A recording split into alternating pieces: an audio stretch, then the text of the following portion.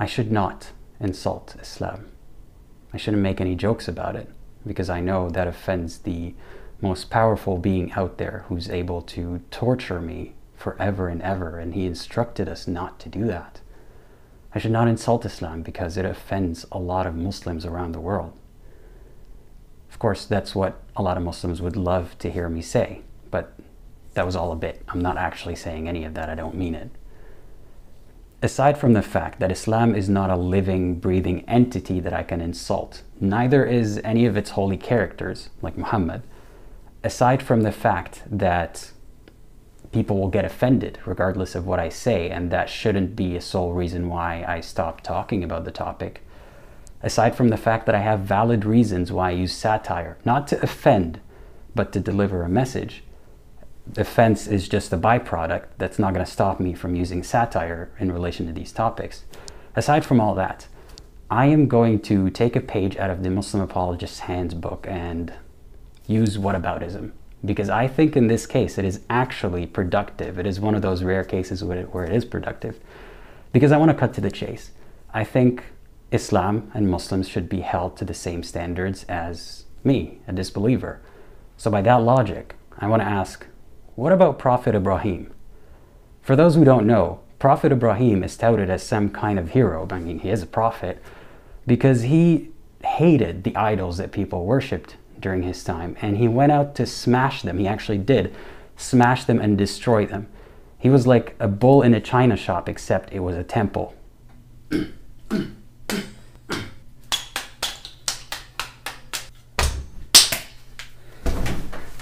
And he is praised for that kind of thing. I don't see any Muslim in the world condemning Ibrahim for that. I don't think anyone can do that, because then they would commit kufr, and then, welcome to the team.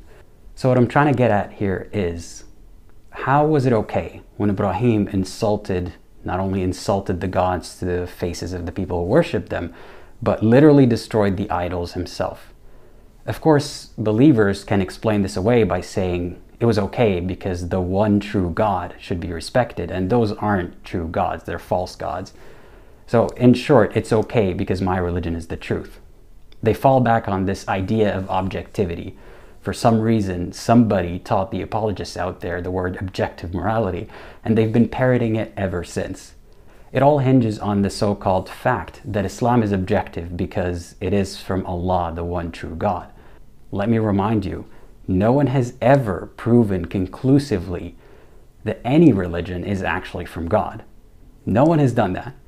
The closest anyone has come is go through some philosophical discussions and arguments and arrive at some conclusion that there is a necessity for a God or initial cause or a higher being or something along those lines, which I'm not saying I agree with, but I'm saying it's irrelevant, because no one has shown through deductive reasoning, through logic, rationality, or empirical scientific evidence that Allah is the one true God. So objectivity flies right out the window. And to demonstrate this, I want to give an example. This is a hypothetical scenario that I am not telling people to emulate. Please do not do this. This is not some kind of Islamophobic dog whistle or anything. Do not do what I'm about to give you as an example. Say I was in Ibrahim's shoes today. I believe that Islam is a false religion, as are all religions. I believe that Muhammad was a false prophet, and I believe that the Quran is a false book. So, does that give me the right to prance into a masjid and tear up all the mushafs that are there, except for one, and then tell the Muslims, maybe it was that mushaf that tore up the rest? Do I have the right to do that? Of course I don't. Thankfully, because we have some sort of laws, especially in secular countries where all religions are protected from that kind of thing. And because I don't own these mushafs, these copies of the Quran. Now, if it were my copy of the Quran, do I have the right to tear it up? Absolutely. I haven't done that because I need it, but I have the right to. However, Muslims would object to even that. So I ask Muslims, how is it okay when Ibrahim does it, but not okay if someone did it today? So it falls back on because Islam is the truth, which has never been demonstrated.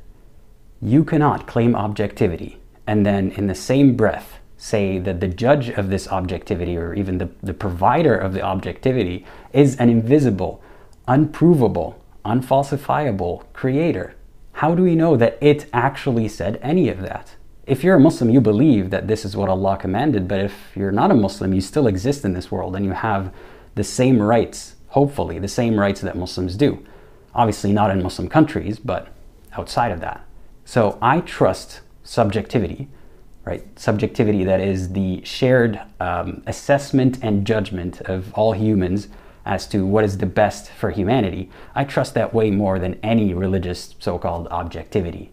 Of course, subjectivity will never be perfect, but it is a better method than, I can smash up your temple because my God says so. Even if you're not allowed to do that today. I am not accusing Muslims of doing something like that today, or at least most of them wouldn't, but they hold a prophet as holy when he's done that, and they see no issue with it. I know this is not going to convince most Muslims out there. That's not exactly the point. I know that a lot of believers out there have their minds sealed, as they always like to tout that disbelievers have their hearts sealed. They actually tout it in their book. Like, I don't know how you don't see that as an issue. I don't walk around telling believers that your minds or your hearts are sealed. I may think that of certain believers, but I know it shouldn't extend to how I treat them or, anything outside of the context of religion. I certainly don't rub it in their faces, and if I had it in a book that I hold dear to my heart and someone bought a copy and desecrated it, I should have absolutely no objection to that. That is a hateful sentiment. So if someone wants to label me Islamophobic, I'll proudly wear that label. Not in the definition that is used colloquially today, as in bigoted and hateful towards Muslims. Islamophobia, I suppose the fear or dislike or opposition of Islam, is rational. I'm not saying everyone should do it, but it is a rational position to take. Especially that Islam is littered with so many hateful so-called phobias. So if we want to be consistent, I have the right, and I think it's morally not just justifiable, but it seems like the wiser thing to do to oppose a religion like that. I know that most Muslims today don't practice the religion the way that the prophets practiced it, thankfully, and that's why I don't discriminate against them in that way. But that should not dissuade you from calling out certain bad things in Islam, even if a lot of Muslims practice it today, especially if a lot of Muslims practice it today. You should not shy away from calling out specific Muslims for their specific beliefs, not presumed beliefs, but ones that you know that they hold, just because you're scared of being labeled an Islamophobe. It's not even like I go out here and say, Muhammad, he can my. But if I wanted to, I should have the right to. Not that I'm doing that. Just like how I can say, fuck Jesus, he can suck my dick, and the Holy Trinity can take turns. And no one's going to have some kind of huge target on my back. So what does that say about Islam and many of the followers of Islam? In conclusion, if you're a Muslim and you don't like that I, as you put it, insult Islam, then I only have one thing to ask you. What about Prophet Ibrahim?